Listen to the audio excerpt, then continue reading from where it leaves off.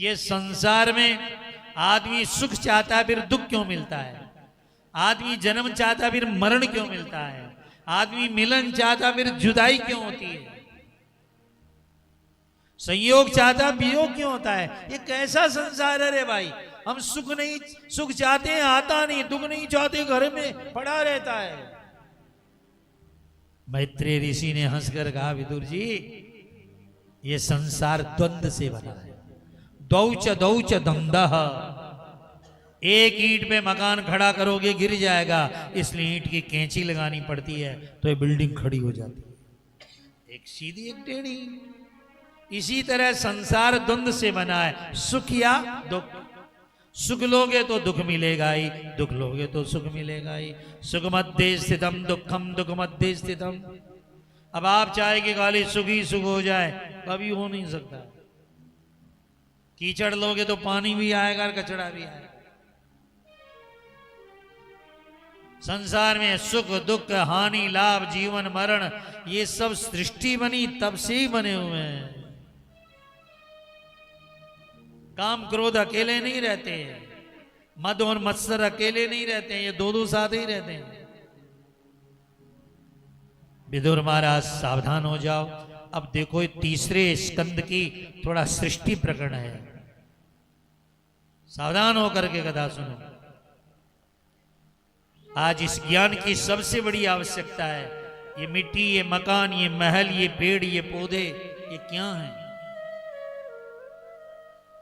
विदुर महाराज को मैत्रेय जी बताए, सबसे पहले ब्रह्म था, भगवान थे। भगवान से आकाश पैदा हुआ, आकाश का न अंत है कोई पार है।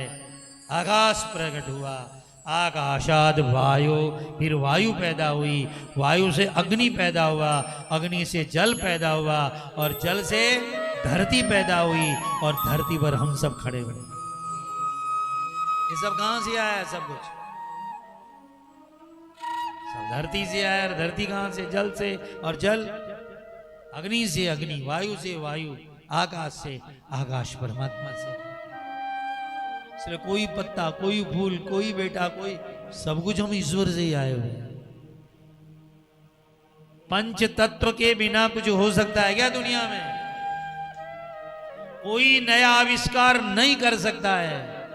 आज का वैज्ञानिक फूल में जैसा कीड़ा नहीं बना पाया आज का विज्ञान, लेकिन आज के विज्ञान ने हजारों भगवान जरूर बना दिए।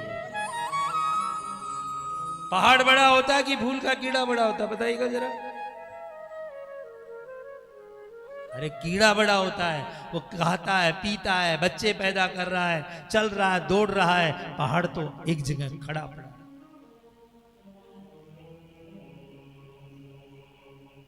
सृष्टि में जड़ चेतन सत्व रज तम, इनके द्वारा जितने शरीर हैं सब में सत्व गुण अच्छाई भी है, तमोगुण कुछ मिलावट भी है, तमोगुण भी है और रजोगुण भी है। इन तीन गुणों से ही सृष्टि बनी।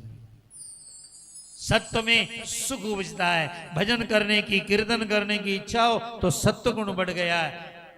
ये झगड़ा उड़ा करना तो रजोगुण, और अन्याय करना, हत्या वत्या तो तमोगुण बढ़ गया। कलिकाल में तमोगुण ज्यादा बढ़ा है। कलयुग क्या है, द्वापर क्या है, त्रेता क्या है और सतयुग क्या है? बताइए। कली शयानो भवति। सावधान होके सुनिए, सोना कलयुग है। लोग कह रहे दिन चढ़ गया, उठ जाओ, उठ रहा हूं। सोने का नाम कलयुग है। तुम कर्तव्य के समय सोए तो नहीं रहते हो तो तुम कलयुग में हो। और जम्हाई लेना द्वापर है। हाँ खड़ा हो रहा हूं, बैठ गया और थोड़ा दाया बाया खड़ा होना द्वापर है, और काम में लग जाना त्रेता है, और कर्तव्यनिष्ठ हो जाना ये सतयुग है। रोज सतयुग कलयुग हमारी जिंदगी में आता है। अच्छे काम को देख करके पड़े रहना यही कलिकाल है। कली शयानो भवति डिंबमाणस्तु द्वापर। खड़े हो जाना त्रेता है और काम में लग जाना सतयुग है। अब कौन से युग में जी रहे हो तुम जानो। भागवत ने समझाया। ये सारी की सारी सृष्टि ब्रह्मा भगवान की नाभि से कमल, इतना कमल जो लाखों लाखों योजन बड़ा था, उसमें विशाल ब्रह्मा का जन्म हुआ और ब्रह्मा के द्वारा ये सृष्टि ऋषि मुनियों का जन्म हुआ। ब्रह्मा जी ने सृष्टि बनाते समय अपने मस्तक से भगवान शंकर को प्रकट किया। बोलिए शंकर भगवान की। भागवत में शंकर जी का जन्म मस्तक से हुआ। ब्रह्मा जी ने कहा सृष्टि बनाओ, शंकर जी ने भूतनी प्रेतनी डाकनी शाकनी सृष्टि बनानी शुरू की। ब्रह्मा जी ने कहा रुको, बहुत हो गया, क्या करूं, का भजन करो। ये भूत प्रेत डाकनी सागनी बनाते रहेंगे तो दुनिया में लोग कहां रहेंगे। शंकर जी भजन में लगे, साधना कर। भगवान शिव साधक बने। शिव जी दो ही काम करते हैं, या तो कथा सुनते हैं या जप करते हैं, तीसरा काम तो प्रलय करते हैं अंत में। विश्वामित्र जमदग्नि भरद्वाज गौतमत्री वशिष्ठ कश्यप अनेक ऋषियों का जन्म हुआ। कथा बड़ी है। ब्रह्मा जी के द्वारा कश्यप महाराज के द्वारा महान ऋषि कश्यप से सारी सृष्टि पैदा हुई। जिन व्यक्तियों को अपना गोत्र याद नहीं है, पूजा करते समय गोत्र बोलना पड़ेगा। माँ बाप को सिखाना चाहिए बच्चों को गोत्र। जिनको गोत्र पता नहीं उनका गोत्र क्या है, कश्यप है। जिनको अपनी कुल देवी याद नहीं है, उनकी कुल देवी कौन है, शाकंभरी। शास्त्र का निर्णय है। कश्यप महाराज के अनेक पत्नियों का वर्णन है। दो पत्नियां दिति और अदिति नाम की दो पत्नी हुई। जितने देवता है, हाथ जोड़िए, अग्र देवता, वातो देवता, सूर्यो देवता, ये जितने देवता हैं सब कश्यप और अदिति भगवान की देव है। जो देना ही जानते हैं, लेना नहीं जानते। सारे देवताओं की पूजा रोज करनी चाहिए।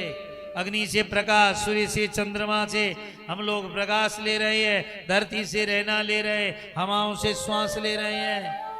आज का जीव इतना गंदा हो गया है, सूर्य नारायण से प्रकाश लेकर एक घंटी जल डालने में तो शर्म आती है, लाज आती है, समय नहीं। इतने खोटे मत बनो। रोज पाठ करते हैं पंडित जी, अग्निर्देवता, अग्नि देवता है। पंडित जी पूजा करते हैं तो क्या करते हैं, जल के छींटे मारते हैं। द्यौ भौ शांतिरंत, ये जल तुम्हें धरती आकाश सब जगह शांति प्रदान करे।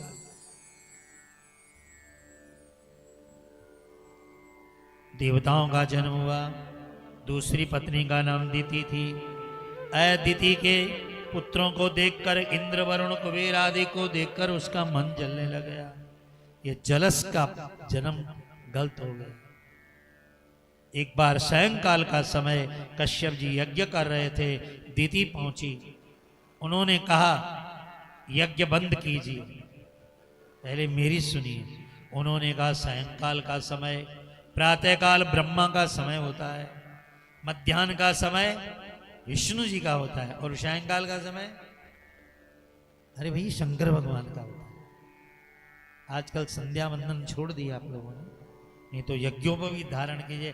प्रातःकाल माला जप करनी है तो कहाँ रखना माला को, लेकर घूम रहे हैं गली गली लोग माला, गलत है। प्रातःकाल नाभि के सामने माला रखकर जप किया जाता है। घूम रहे अपने मन के लिए, अच्छी बात है, घुमा करो। मध्याह्न के समय हृदय में परमात्मा का वास है। मध्याह्न में हृदय के सामने माला हो, शाम को मस्तक पे, इसलिए आंखों के सामने माला जप की जाती है। माला भी फेरने का फेरे।